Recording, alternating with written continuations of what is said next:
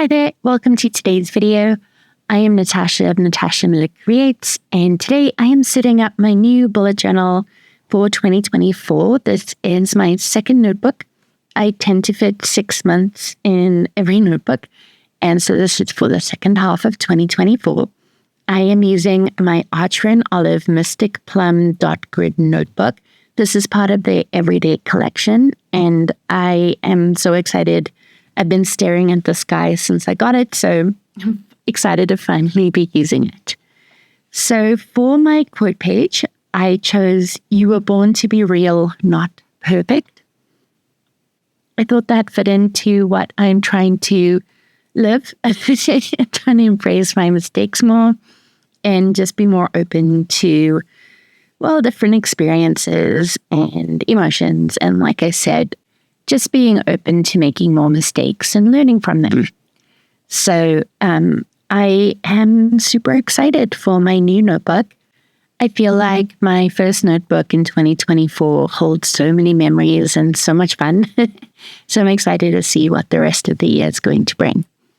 So when you're setting up a new bullet journal, I feel like the biggest hurdle to come over is deciding what layouts to use. So I wanted to be a lot more intentional with the layouts I chose. For example, some of the layouts I set up in my earlier notebook, I never finished using. I still had space to use it. So instead of recreating those layouts and starting a new notebook without finishing, or starting a new layout without finishing the last one, I decided that I wanted to maybe embrace other layouts that maybe I haven't used in the past or given a fair chance in the past.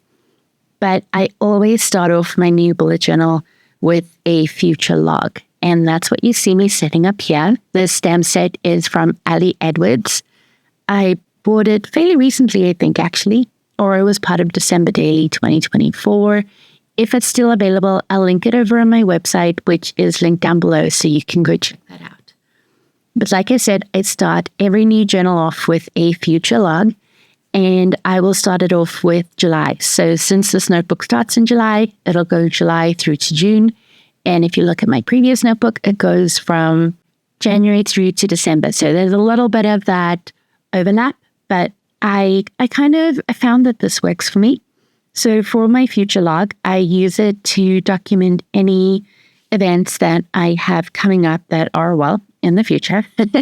So right away, going in this book is the first day back at school. And then my kids have some summer camps in August already. I know I have a trip in January that I'm going to take. And so those are the kinds of things that I will put in my future log, birthdays as well. I actually think we have the fall break and the spring break that I can put in for my kids as well. So yeah, that's the kind of thing you're going to put in your future log. Not everybody uses a future log, or there are different ways to set up your future log. For me, I like this way, and also it kind of takes away that nervousness when you're setting up a new notebook or you're scared you're going to mess it up. Well, future log, two things. One, it's pretty straightforward. I don't think I've changed my future log now for a few years. And number two, honestly, the chances of messing it up by stamping the wrong calendar is very high. So we just go with it. Like I said, it's a layout I'm comfortable with, so it's a great icebreaker into a new bullet journal. The secondary stamp set I'm using is from Studio L2E, and I really like that stamp set because it's got the bigger letters and then the smaller letters. So in essence, you're getting 2 alphabet stamps in one, and so I really love it when you can get so much out of a stamp set. Now, for my new bullet journal setup, I thought it would be fun to do a kind of reverse coloring book kind of a thing, so that when I was in meetings or on the phone or doing something mindless and I just needed to have my hands busy, I would go in and add black outlines. So what I'm doing here, I grabbed one of my stencils, one of my Tim Holtz distressing stencils, and I have my distress oxides. And basically what I'm doing is I'm going in and I'm blending in colors, and I'm just creating fun shades. And with the stencil, it's creating random patterns that I am hoping to go back in and draw flowers or fill it in. Let me know if you want to see that. I kind of like how it is without the line work, but that wasn't my original intention. But let me know what you think. Let me know if I should go in and add line work. You'll get a better idea at the end of the video what the overall effect is. But for now, for this layout, I am using washi tape to mask off the areas I don't want the stencil or I don't want color in. I tried really hard to reuse the washi. Sometimes it works, sometimes I'd use new washi. But it's just a very simple masking technique if you're stamping. And in the very more nitty-gritty specific areas, I just cut the washi with a X-Acto knife, or in this case, a pen knife. And I just cut it to size or cut it where I wanted to mask it. And went in with my stamps or my inks and my blender and just added in the color. When I'm blending like this, I like to add the two colors. So in this example, the green and the pink, and then I'll go back in and blend in the green and then go back in and blend out the pink again, just so that it's got a bit of a smoother blend and it doesn't have any harsh lines. You'll see when I start pulling the masking tape off or the washi tape off that it actually works quite well. So for this, I did my borders again. I use a black Tombow dual brush tip pen to do my borders. And for my fine liner, I actually used my Tom Studio Lumos pen, and I changed the nib to a size 1.0, I believe, just so that I could get that thicker line when I'm drawing my dividing lines. And there were some stamp issues. So when you're starting a new book journal, it's not going to lie quite as flat or flat enough to stamp. And so I forgot to put something underneath the left side of my book so that it was more flat and able to stamp.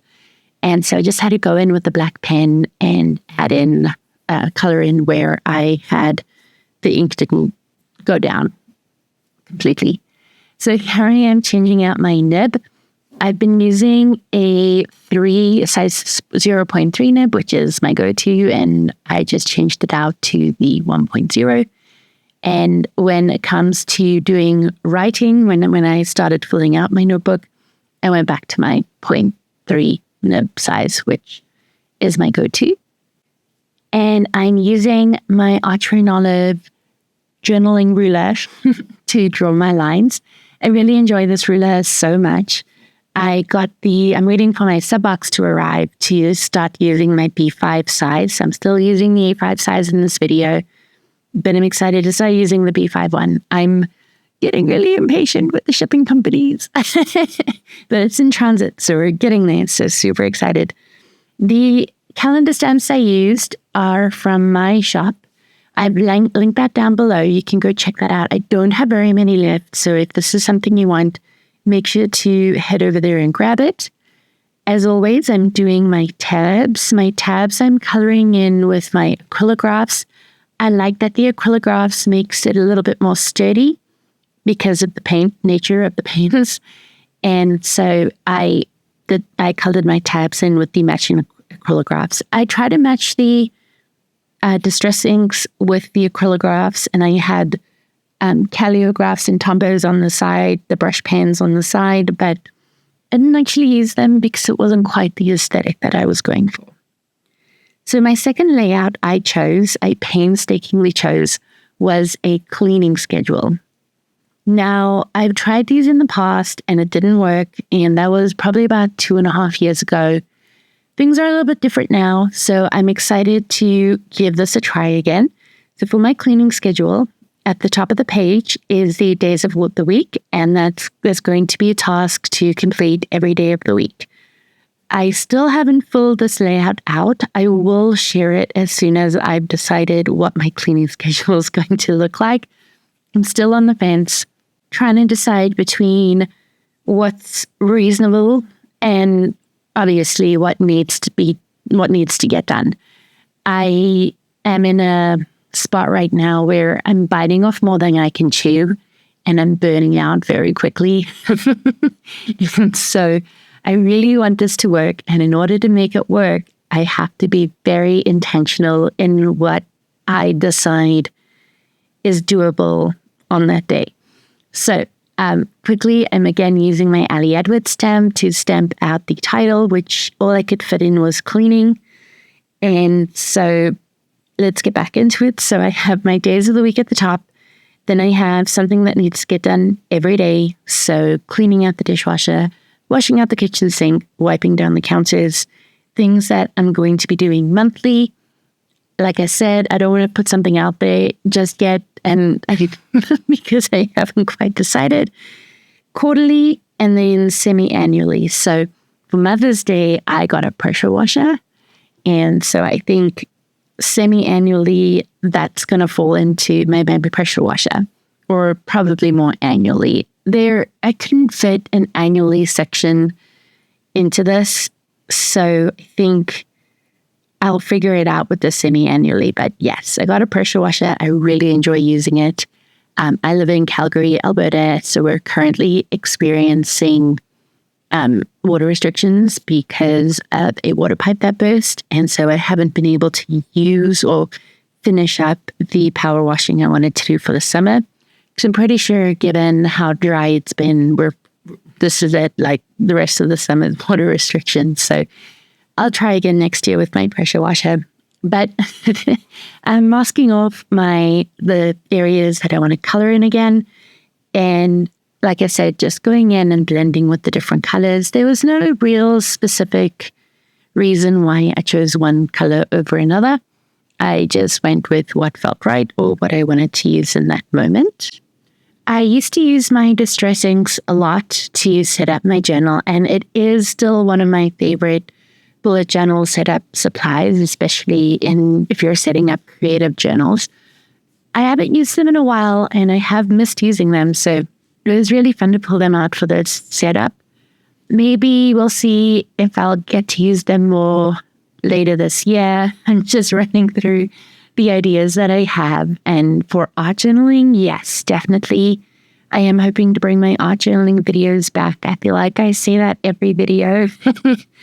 It's just been a really busy time with work, and I'm still trying to find a good groove since working more hours, and then with the kids, and then with doing my own stuff too. So I'm hoping to find that balance, at least for the rest of the year. I'm using my little pen knife again. I got this at Go Wild. Simply Gilded handed it out when they did their workshop with their washi, and it was so much fun. I really like having it, and it was great to pull it out for this project. I feel I have become a stationery snob, and I like interesting stationery now. I feel like I have so much that it's got to be really interesting or different. And this guy, I honestly don't think it's that expensive. It's just fun and different. So I'm super happy to have it as one of my go-to supplies now. So to keep my stencil in place, I also use some washi tape on the edges and then just hold it down so that I don't have to use my hand to hold it down and then get my hand in the way. The distress inks sit on top of the page, and so you want to be very careful touching down on it because it will leave fingerprints and finger marks in the ink if you're touching it while it's wet. I've done that so many times. So I'm very familiar with finger marks in my distress ink backgrounds. And that's what I primarily use my distress inks for, is for background building, especially in my journal. I don't really often stamp in color, especially when I'm doing my alphabet stamping, my headings. I just like to use black ink, and that way I can use colorful stickers or colorful washi. So I like to use black inks for my more generic stamping, but I love, love, love the distress inks for background building. And then also, if you have the inks and the oxides, the distress inks and the distress oxides, you'll see that they kind of react differently, especially if you use them with each other. So it's just really fun to experiment and play with I'm hoping to get back to experimenting and playing with my supplies. I haven't really been able to do much of that. I feel I'm very much in the digital space now in terms of my work and my workflow. So I still really enjoy setting up my bullet journal, and I feel like I'm leaving it later and later in the month. And so I end up feeling rushed, but I also know that it's something to look forward to. It's kind of a break from the digital aspect of what I do. So it is still fun. I do still really enjoy my setups. I just am having a hard time keeping track of the time. And so one of the things I am trying to work on for at least the second half of the year is being more aware of my time. For my May setup, I actually did time each layout. I guessed how long it would take me, or estimated how long it would take me. And then I would see if I was right. For the most part, I was right. So I'm just going to have to keep doing that just to train my brain to kind of understand what 10 minutes feels like. So here I am. I did the grids where I can tick off the cleaning I did. And then for the days of the week, I just have a checkbox next to what that daily item is.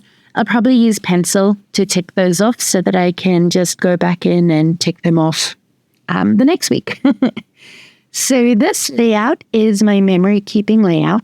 I did this for the first half of the year in my previous journal. I actually haven't filled it in yet. I'm going to go back and I'll do probably a reel, or I'll just share what I did for that. But I wanted to be consistent. And so I created another memory keeping layout for the second half of the year. So just a spot for 6 photos, spot for some journaling, and then the heading, which for this layout is Remember This. And I drew the boxes to fit the, not the selfie, but the sprocket. I have a Hewlett Packard and HP sprocket. And so I measured the photos the boxes to fit the photos, which are 3 inches by 4 inches, I believe. So I'm using my Studio L2E stamp set to stamp the heading.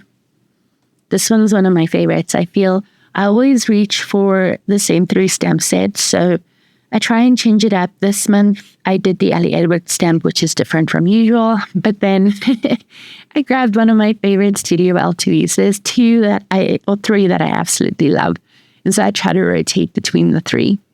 For my black ink, I am using the VersaFine pigment ink. I like to use pigment ink in my journal. The pigment ink sits on the page and it doesn't ghost or bleed. If you're using a dye ink, which is a more water-based ink, that is more likely to bleed through the pages. I have a 160 GSM notebook and the dye ink will still ghost through it. So if stamping is something you want to get into, I do have some videos that I've linked down below that you can check out. But like I said, I'm using a pigment ink. The Distress Oxide inks are a hybrid, so they're a combination of pigment and dye ink, and using them as backgrounds, they don't bleed through and they sit nicely on top of the page. So this layout has become one of my favorites. This is my 3rd year doing this layout, my year in color layout, and this is just a grid to capture all the color palettes that I used throughout the year. So I know what color palettes I've used for January through to June, and then in December, I will fill out the rest of the layout, which is July through to December. I have tagged the video down below that you can go check out to see what that looks like. It's definitely one of my favorites. It's fun to see the colors you chose for the year. And in the past, it's easy to see months where I was maybe having a bit more of a harder time. I chose more muted colors, darker colors, and then times when I was happier or just less issues, I guess, I chose brighter, more fun, poppy colors. So this is definitely something I think I'm going to be incorporating every year. Since Since this looks back at the whole year, I only set this up in the second half or in my second journal for the year, not in the first one. And so, yeah, I'm excited to put this one together. I used my Ali Edwards stamp at the top, and then I used my Studio LTE for the first letter of the month. So, and then I wanted to carry in the theme for my setup, which is that reverse coloring stencil. And it might clash with the rest of the layout, but that's okay. This color palette is my theme for the second half of the year. So I wanted to include that too, just to make it more fun and kind of finish it up a little bit more. I'll be sharing this completed layout over probably on Instagram and on my YouTube shorts. So make sure to like and subscribe if you want to see what this looks like. It's going to be a little while since I have to finish out the rest of the year, but I think it's definitely a fun layout to include every year. Now, the next two layouts are new to me. These layouts are to capture restaurants and TV shows. So every month, my husband and I try to do a date night where we go to a new restaurant and, just try something new. Now, we're really lucky that in our city, there are really great restaurants, tons we haven't tried yet. And so I wanted a place where I could capture this list. And so for the restaurants layout, I have the name, the date, and then rating our experience. Now, I'm not a foodie. I'm definitely not a foodie, but I feel like the 5-star experience situation I've got going there, it depends. We have some of our favorite restaurants where the service is phenomenal and the food's good, but the cocktails aren't, or the cocktails are really good and the food's kind of boring. So it's really maybe not the best way to capture the overall experience. And then my husband and I always have fun when we go out. So we always make it fun for ourselves, but we'll see how that goes. If I find the star system isn't working, I'm just going to go in and glue a piece of paper over top of that and make it so that I can write in how we felt and what we liked. For the date column, I thought it would be fun to use a roller date stamp. I have so many and I rarely use them, so definitely made an excuse to use that one too. For TV shows, I want to say we don't watch that much TV. I guess we don't, but there are so many shows that we've kind of lost track of, like The Marvelous Mrs. Maisel, Ted Lasso, Only Murders in the Buildings. They're TV shows we started watching and then just never really finished them, I guess. And so I wanted a place to capture that. And then, when people are like, oh, you should check out the show, I wanted a place to capture that. So in the columns, I have the name of the TV show, the streaming service that it's on, how many seasons there are, and then the eyes for whether or not we watched it. But now I'm realizing that's probably, if I color in the boxes for the seasons, I'll know how far in the season we are. So maybe I will tick that off if we liked it. I can change that up later. This is kind of the fun part about doing the voiceover, is watching me make these layouts. And then I don't want to say I'm critiquing myself, but you definitely get a different perspective. And so then you wonder if you should change things up. Rarely ever do I change things up after the fact. Honestly, once it's done, it's done. I'm not going to go and be fussy and picky. Otherwise, you're just going to nitpick everything and change everything all the time. So I'm not going to do that to myself. So that's probably going to stay as is. If I set this layout up again, I'll probably do it a different way.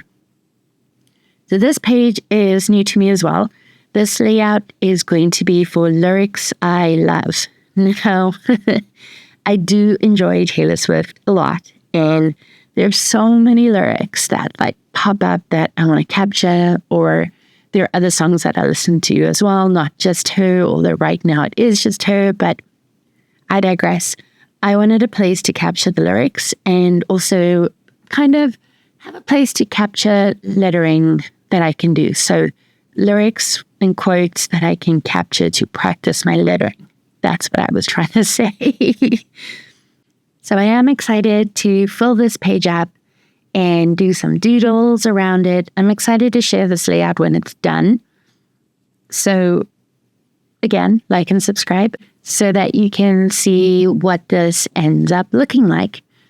I wanted to carry over my theme as well. So I did the blending with the inks again and the stencil again. But I wanted this to be a little bit more organic, I guess.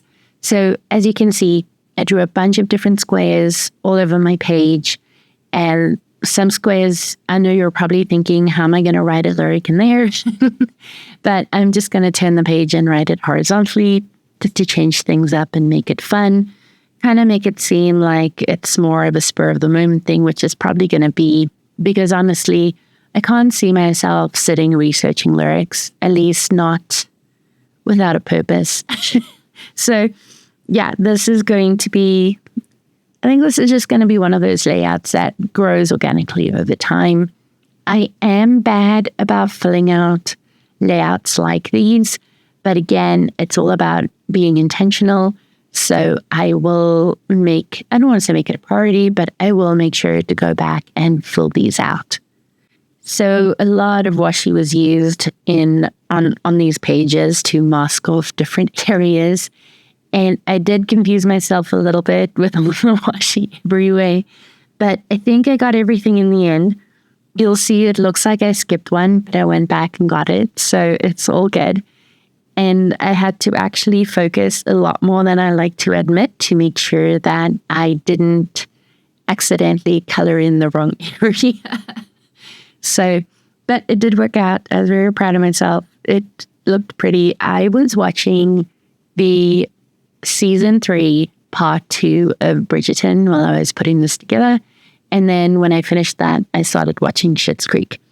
So Schitt's Creek is my go-to. I think I rotate between a bunch of shows, but Schitt's Creek is definitely up there. And it's always fun when that one comes back into rotation. So here you can see where I'm reusing the washi. So I didn't want to be wasteful, but I did reuse some of the washi. So this next layout is new to me as well. And I think I'm going to do this layout every year. And just once a year. And I think I might move this over to my goal bullet journal, my goal tracking bullet journal, which again, I'm excited to share that with you once I have it set up and decided exactly how I want it to look.